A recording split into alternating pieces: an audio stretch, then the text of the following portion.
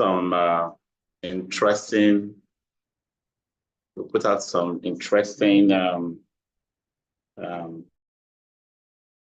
packages. This time we want to go all out and give you solutions to whatever challenges you might be having, making the training better, and even with flexible payments, some fantastic discounts.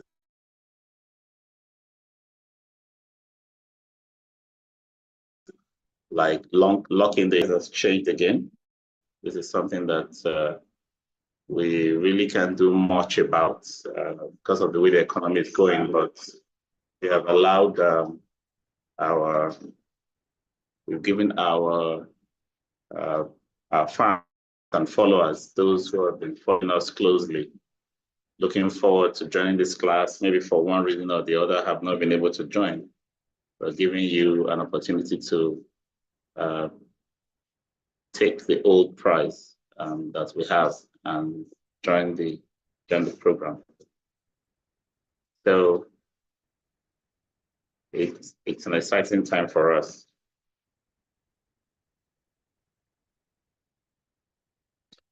Just 1 second, let me do a quick tweak and share the URL link for the YouTube.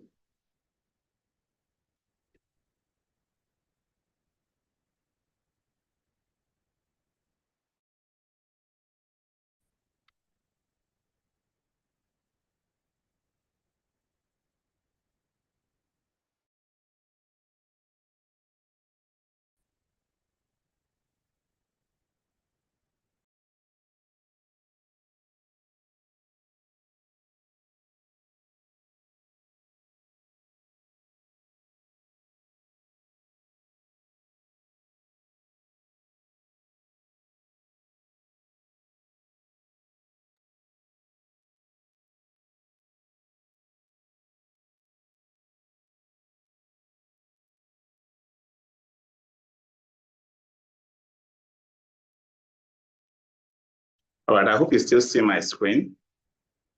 I hope I'm showing the right screen.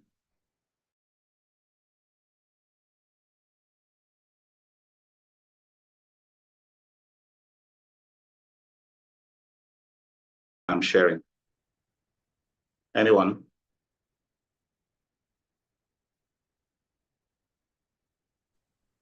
Yes, your screen is fine. Are you seeing the slides? Yes. Yeah.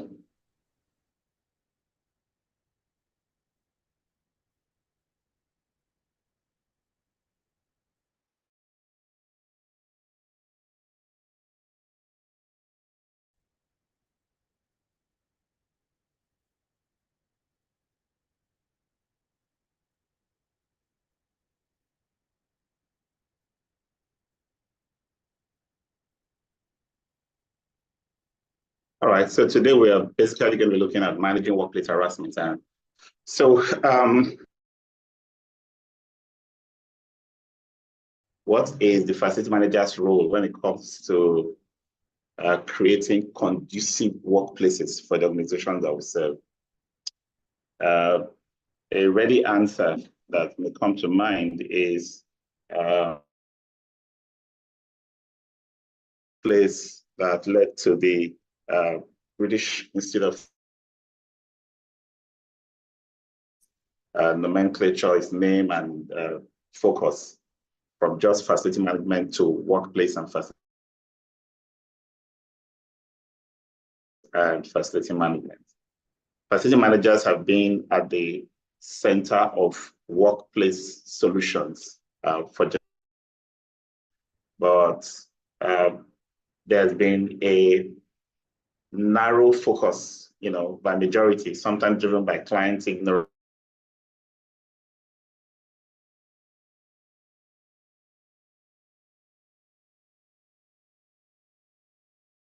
And forgetting about, entirely, about the reasons why we do our job. Our job is to provide a physical environment. That's one aspect of what we do as facility managers. A host of services. So there are services we provide, ranging from to cleaning to electricity, water, everything that makes a place that supports it. But the aspect that has been mostly overlooked in facility management is well-being, people care. I know we've talked a lot about health and safety, just when it comes to well-being and care for the people, but behaviors around the workplace, culture in the workplace, ergonomy, the well-being in terms of standard of living who use our workplaces are also part of the FM services that we provide. So if you are providing facility management services and your environment is clean, and the people elements, people who interact with themselves in that environment are not creating or are not having a culture of conducive coexistence with one another, the FM is failing. And this is one area that has been picked up by HR professionals over the years, and it has helped the HR professionals to become very strategic and made them to be the go-to department when it comes to people in the organization. Of course, they are human resource management, but when it comes to facility management, facilitating the smooth running of the organization, we have to be front and center in defining, supporting good culture and enabling proper behaviors and coexistence within the workplace. So when we come to talk about leadership, when we come to talk about anxiety in the workplace, training of employees, recruitment, we talk about workplace harassment like we're going to be talking about today. It shows you the soft side of FM that is really, really important. And the good thing about this concept we are teaching is, and that's the thing about FM, most of the things we learn to help us do our jobs well also help us live our lives better in our homes and families, in our other engagements and where we meet ourselves, and helps us contribute to our communities where we find ourselves. So this is going to be really, general in scope, brings a lot of knowledge to everyone. So it's not something that only FM should learn. It's something that everybody in the organization should learn, from the leaders down to the bottom. And one thing you're going to, lesson, managing workplace harassment, is the fact that the original thinking, around harassment in the workplace is a top-down view. There's always that thinking that people at the top harass people at the bottom, right? But by the time we break this whole stages of communication down, you will find out that it's both top-down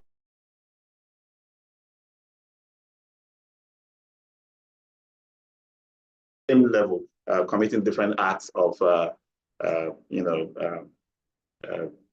indiscretions that should be watched and removed.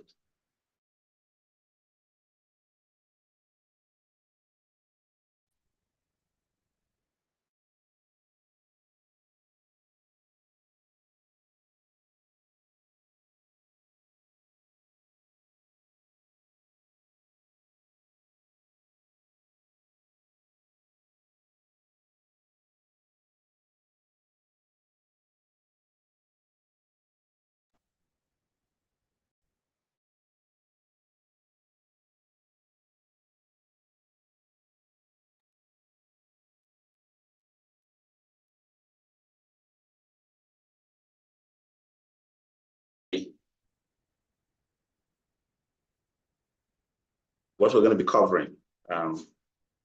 harassment is not okay. Most aspects of harassment, so I'm talking about, are illegal, which means it's against the law. And there are some that are should avoid, right? And then we'll talk about them as well, and how to handle them as an organization, as a people, as people who participate in the various activities we do in our organization. So that's what we're trying to look at.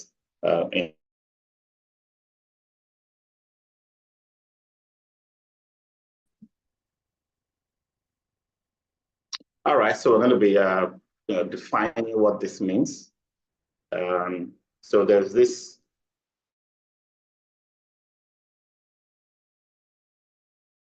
and ends with harassment. If you are a supervisor, a manager, an employer, a director, what should be your responsibilities? How can this be remediated? How can we deal with it within the environment that we work in? And then how to report and manage it. So like I said, it's easy to get in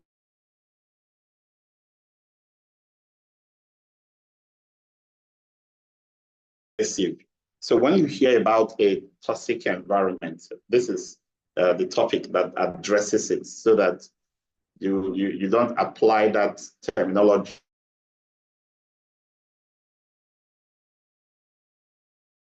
in what you can do to get redress or to be better. And so we here are going to learn about the responsibilities of not just the top, but everybody in the organization. Starting with discrimination, it is illegal to discriminate against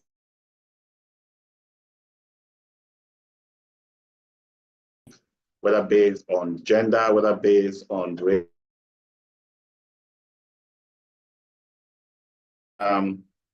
Gender discrimination. Sometimes it may not be so obvious, it may be so subtle, and people commit it without even knowing they are. Okay, so let's take two technicians. They are out in the field, trying to get work done. And you're a supervisor, and you say something like,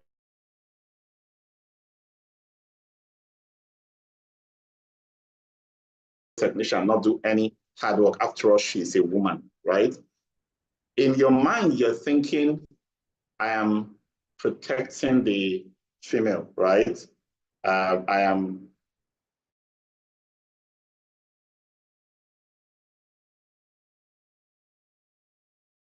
that singular act, either innocent, has become discrimination because the female technician no longer gets the opportunity to learn, experience those so-called manly tasks, because you as a supervisor have taken it upon yourself to separate tasks along gender, right? So we should be very careful, because what that also does is, in the long run, when you are trying to evaluate who is really contributing and doing more,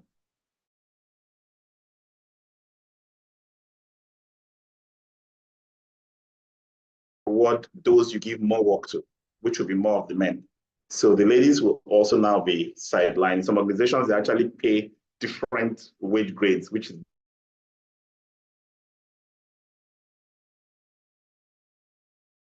careful. People cannot be hired because of their gender, cannot be fired because of their gender or sexual orientation. It's not something we accept. And so this next point about race, what comes to mind is white versus black, right?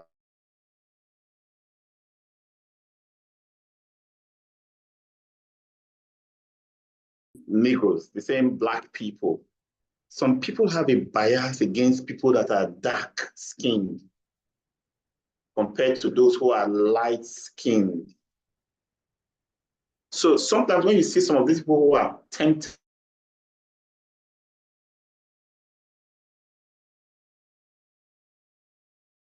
see the society and the environment, both work and other environment find themselves, where certain favors, certain accommodation is afforded people who are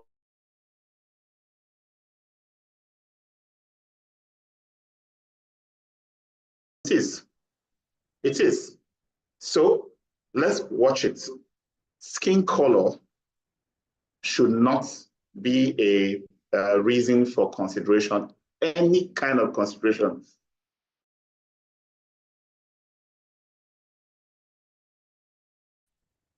This is a very sensitive matter because certain religion in our environment requires certain practices that requires spending of time, okay? And you have work to do. You have a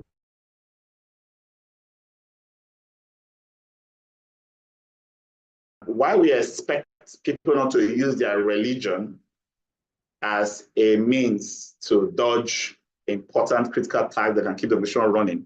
We also want to encourage managers not to discriminate because of that, because you can easily say, you know what, this guy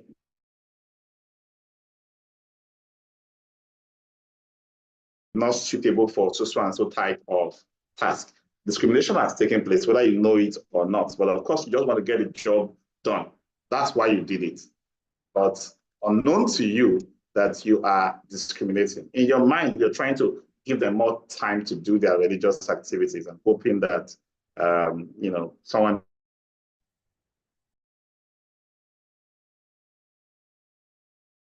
around that task and ask those who normally jump out and fulfill their religious obligation over their work, ask that question.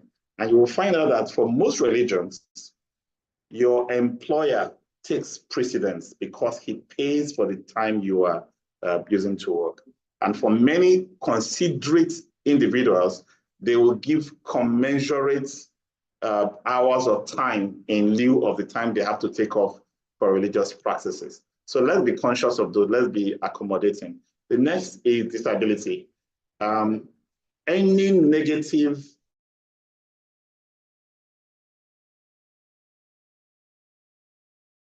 physical shortcoming, we should be very careful how we handle this, because this is not a matter of morality. This is a matter of law.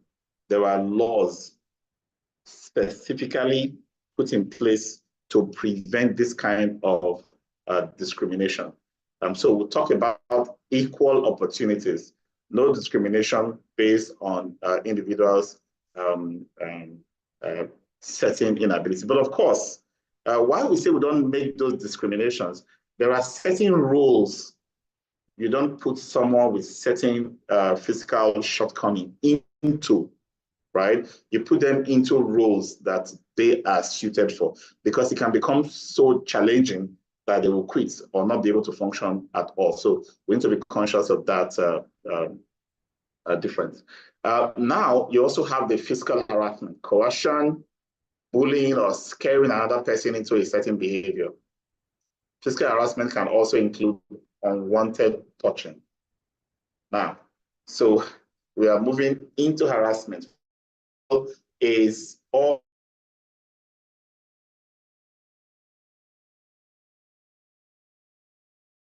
something that is not acceptable by the person being acted on. So define unwanted. And in most definitions, once you hear the word, no, I don't like that, ladies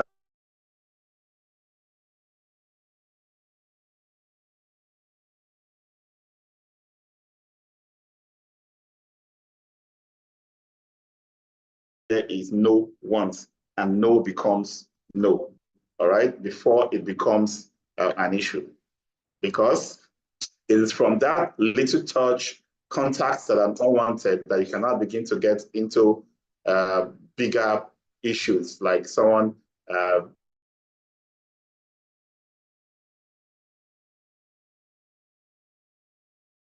and you cannot show any form of hostility, especially the type that leads you to raise your fist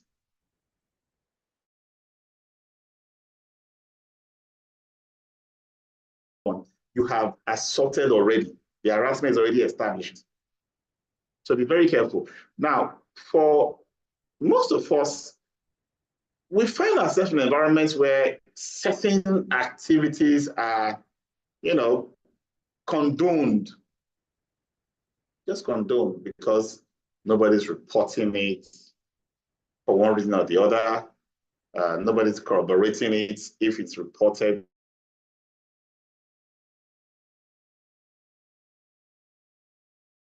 Calm down. Now, why are you overreacting? It's not that small thing, right? Now, let's be very careful because it's from that small thing that big things happen.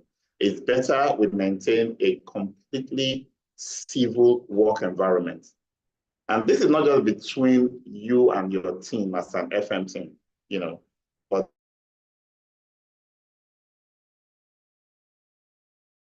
like observers of what goes on.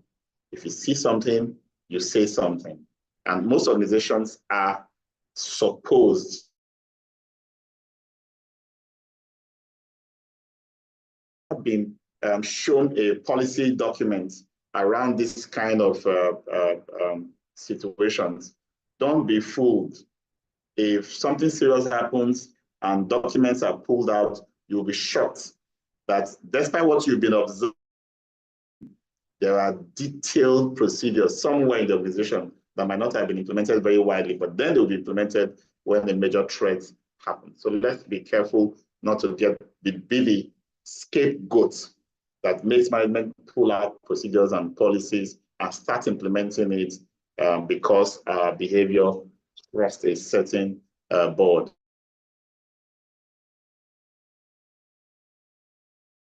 Flat or not, you've already done it.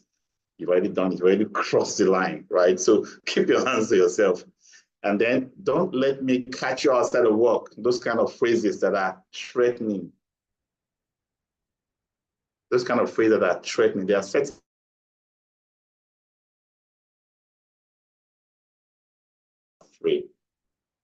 That fear, that terror you have put already is a threatening behavior.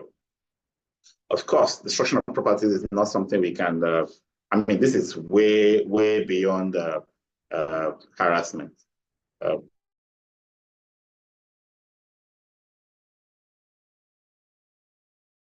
Justify a silly behavior and unacceptable behavior by saying, what did he do to provoke? He probably said a word, probably wrote something, probably made a gesture, or something that is not recordable, right? And then you are now provoked to the extent that you now act in a recordable, no matter what could have happened. But again, investigators get involved in such investigations. They get to the bottom of it. So you may not be one trying to push for, hey, somebody provoked me or whatever. Other people, the investigators, operate punishments.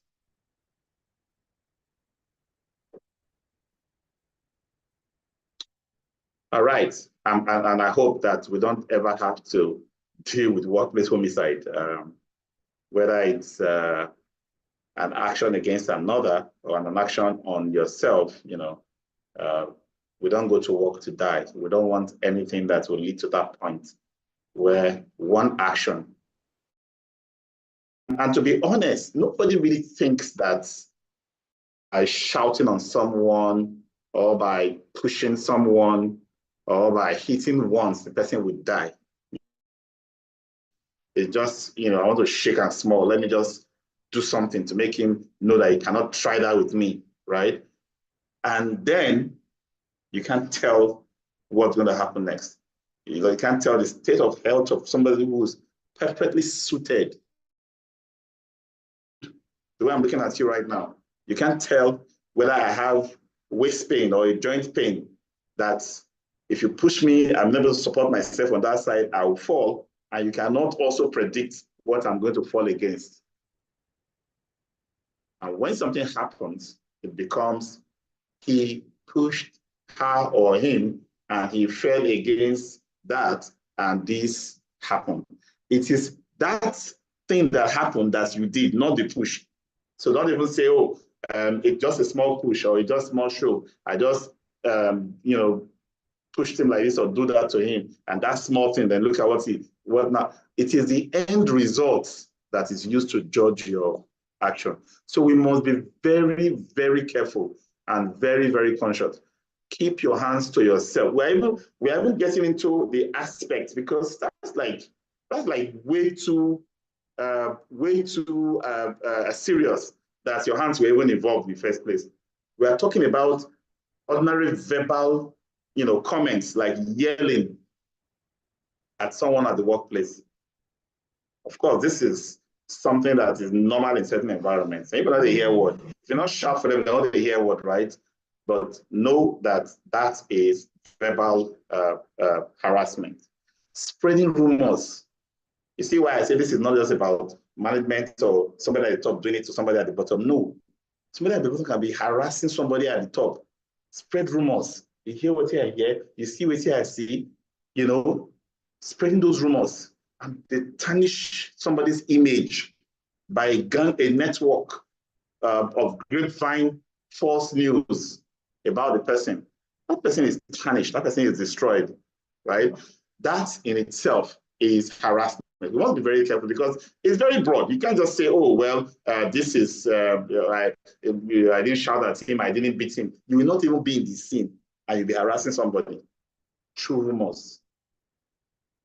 So be careful. It should be a zero tolerance. Our job is not to provide just chairs and ACs and lights. Our job is to ensure that everybody feels comfortable and conducive in the conducive environment that we provide. So this is a key aspect of what we do.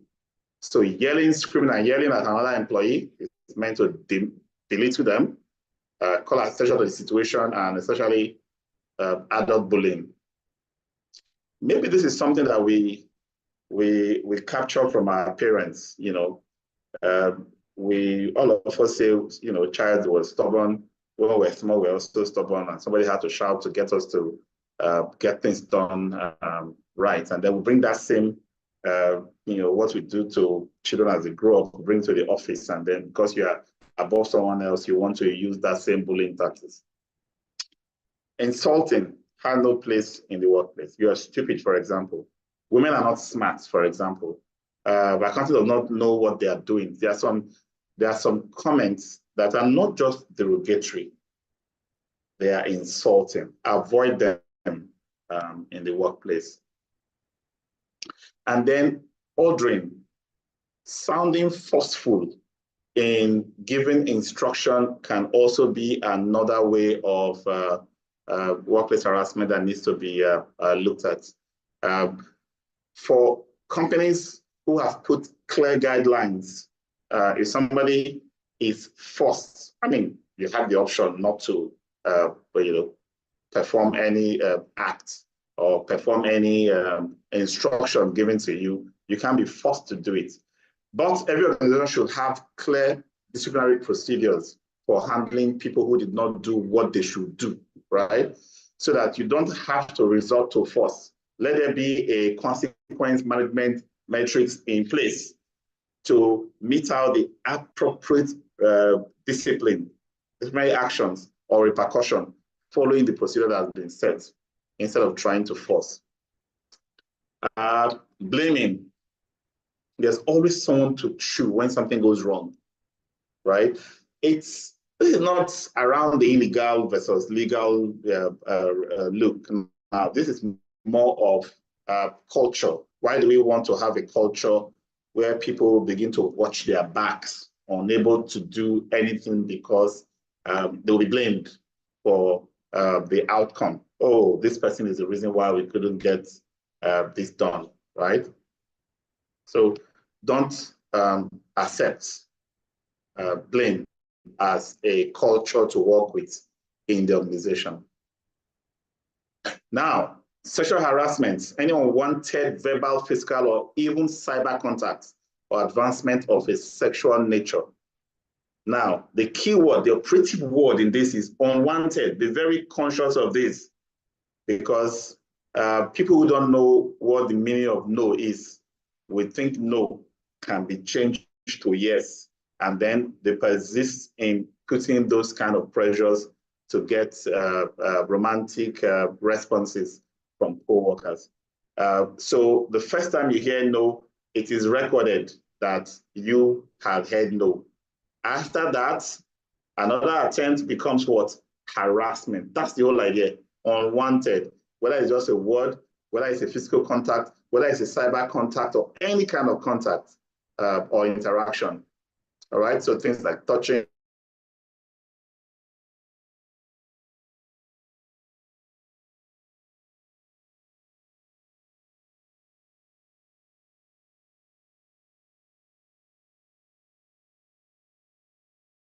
strokes of the plume. Even if you are from such a culture where hugs are the order of the day, you don't just bring it to the work that, hey, you are going to start doing hugs here. No, you have to be sure that this is something everybody who works there are comfortable with. But if one person is not comfortable with it, that person should be let alone, and not put under pressure. For example, handshakes. Handshakes might have been, it's very common. We all shake hands. We all greet by shaking hands every day, in every occasion that we meet ourselves. But there are certain people in the same circle who have a cultural, religious, belief that that handshake can be a contaminating, spiritually contaminating fact if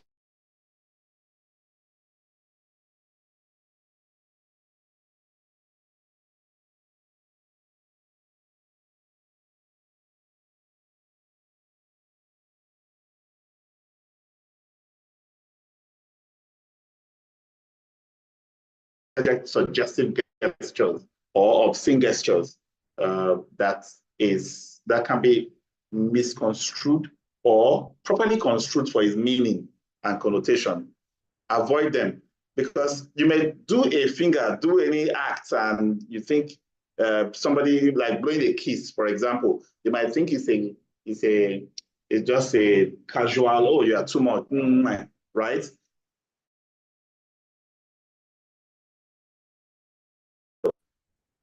Let that be the last day it happens. In fact, declare yourself, I made a mistake.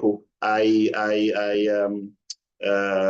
blew kiss towards Miss Joyce in the office, and she said she doesn't like it. Record it so that you will not remember, you will remind yourself not to try it again because it has become unwanted at that moment. That's the whole idea. We have to be civil. We have to understand each other, right?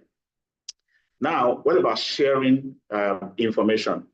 Especially photos on WhatsApp, whether it's online, you found it or anything, just internet links, anything that can suggest any off color, especially blue color kind of content. Let's be very careful. Don't do it. I'm being conscious because sometimes you may not even realize that the internet you are using at work belongs to the employer. Everything that goes through that internet network is not private. Don't think it's private. The devices you're using at work, they belong to the organization. So don't think that anything that goes through them can be private. You cannot come and claim privacy. Somebody has poked into your private messages when you are using internet devices, emails, and all of those that belong to the organization.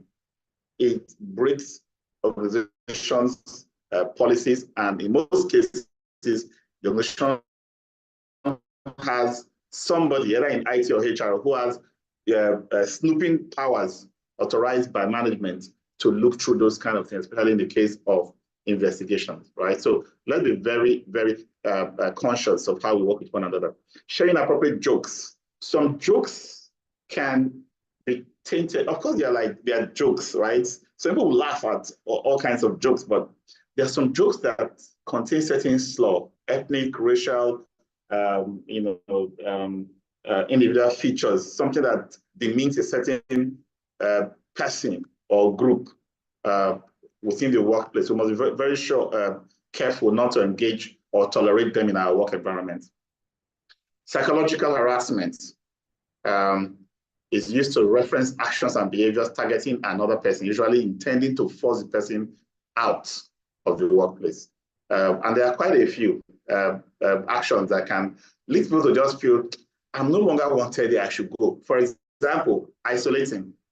For instance, an email, you don't respond, you don't acknowledge. I've been in an environment before where my emails are deleted. I get a notification to say, your email to this person was deleted without reading. That was a major for me. That was the height of harassment I received in that environment, right? Don't let that happen, okay? Return post emails and voicemails. Conversation stop upon entering the room, talking something very cheerfully, and you enter the room, everything stops. That means you don't belong in this conversation. You shouldn't even be hearing any part of it. Relocation of workstation away from a team or co-workers, just anything that shows that I don't want to be around you is psychological harassment. Then discrediting. You make one mistake, I pick on it. You make one mistake, I pick on it. You get a sense that I'm always watching for your mistakes. No matter what you do, I will find something wrong with it. Some people will say, it's criticism for you to get better. My dear, there's a way you will do it. It's no longer constructive criticism. It now becomes harassment because you are basically making a full-time endeavor to pick on every fault, whether it's a minor fault, significant or insignificant. You will pick on it, you will amplify it, and then in a way, while demeaning that person, bringing that person down, discrediting that person, you're also using it to promote yourself as the one who does things better. Right? You are minimizing the person's ethics, his morals, or work talents. Just anything to bring that individual down. It's called disparaging. You pick on the fault, you pick on something about the individual, you highlight it very well, you stress it, and you make it a constant, pattern. The same thing goes with contesting.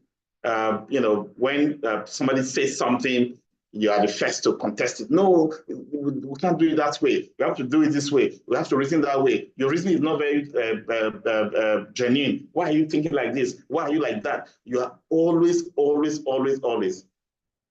Do not, sometimes you may just think, oh, well, is this person's nature? He's a perfectionist. Therefore, he picks out what is wrong in others and contests it. And he's also a smart person who knows how to get things done so he can correct. But it's not true because he's not doing that to everybody. He's not doing that to everybody. If he's doing it to everybody, then we can sit him down and fix his problem because he needs to be able to be more accommodating. But if he's doing it to one person or a group of people or people of certain characteristics or features in the organization, then we need to identify it as the harassment that is going on and it needs to be dealt with in that regard.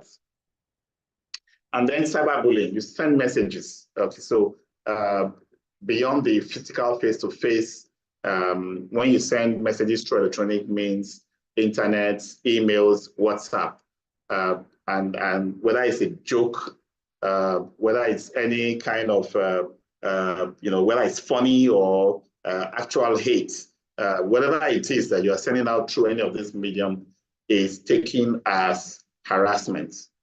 Okay, like I stressed before, your official emails are not your property. There's no privacy inside it. Okay, so be very careful. Sending gossip, rumors, false accusations by emails, because when you send it, that's it. All the we recall, we delete, we recall the email, apologize with the next email or follow-up email.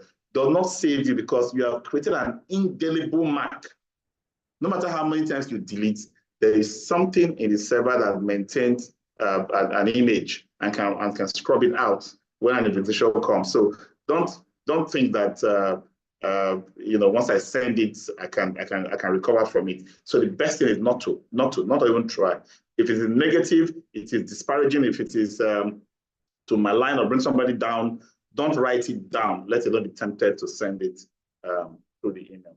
And like I said before, your emails, your messages on company devices are all monitored. Some organizations may not be actively monitoring, but they are storing the data and they will bring it up, right? they will bring it up at the appropriate time, especially when something happens. If you see harassment happening, speak up. Being harassed is terrible. Having bystanders pretend they don't notice is infinitely worse. And this is something that we all need to watch out for.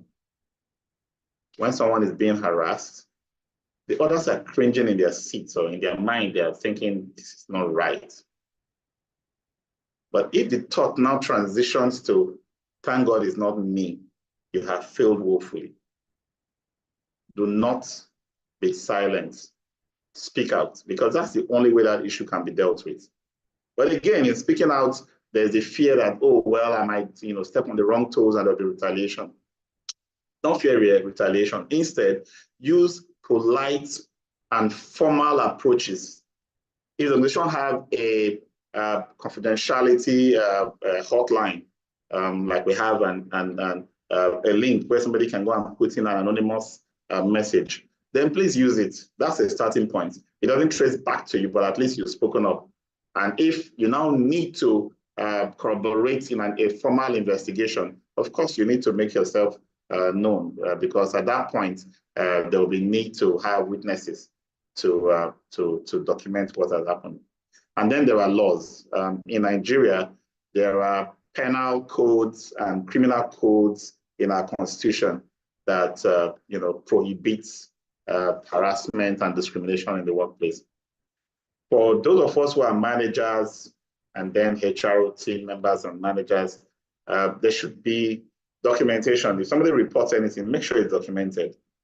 Because if you ignore it, if you don't deal with it or document it or do any kind of investigation around it, you may be called to liability as an individual and on behalf of the organization. So let's be very careful.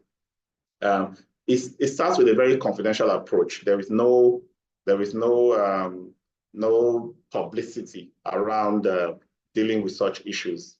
And then there should be fairness and impartiality. Everyone involved must be given fair hearing.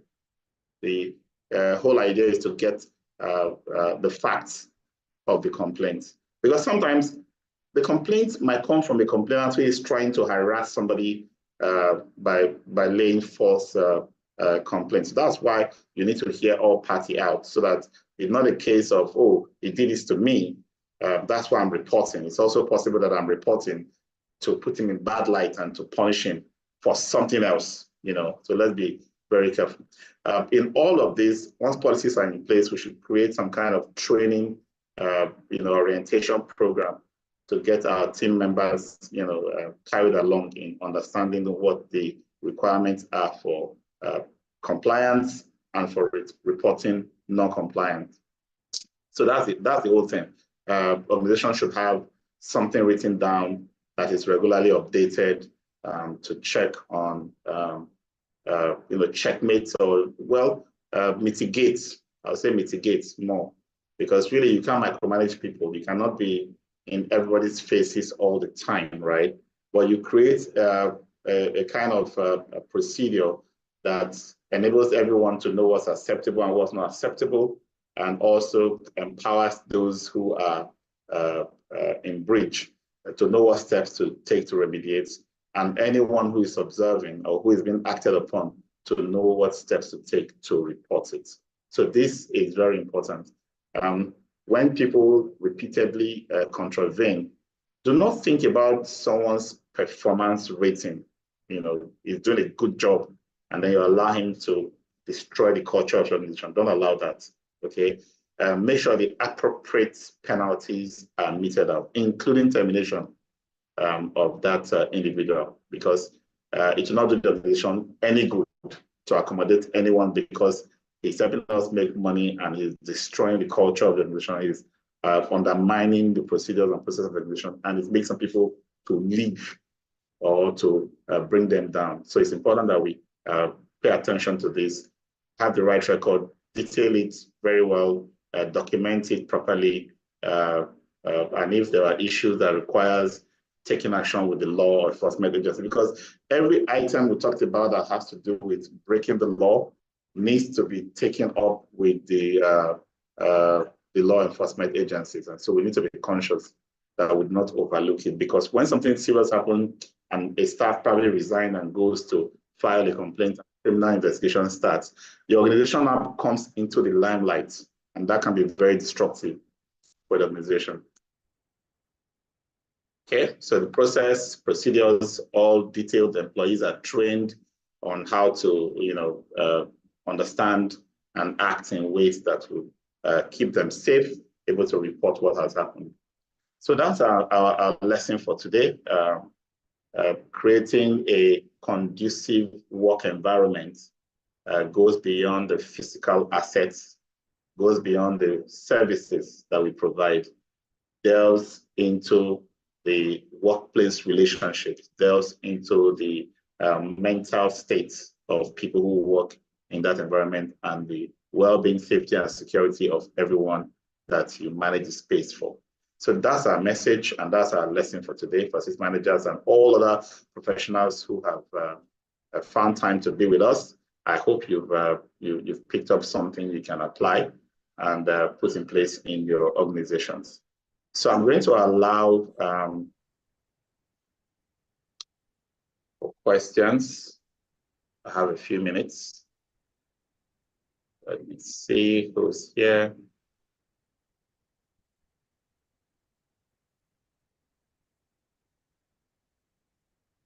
Okay. All right, thank you all for being here. If you have a question, just raise your hand. If you put your question on any of our platforms, if you're on YouTube, Facebook, or LinkedIn, or Instagram, the team will bring the question here for me to see, and I'll be able to respond to you as well. But again, like I always say, our WhatsApp platform, the Max-Migold Facility Management Training Platform, is always open for every one of you to drop conversations and questions regarding any topic we've handled. And if you've missed any of the over 30 or so launch hour sessions we've had in the last 10 or so months, go to Max-Migold channel on YouTube, and just scroll through the content, and you will be enriched as you do that. Okay, so that's our message for today. As I engage with you in the chat, I'll answer the questions. Since there are no verbal questions coming to me on Zoom, I'll say I'll call it a day, and have a good day, and see you again next Thursday. Bye-bye.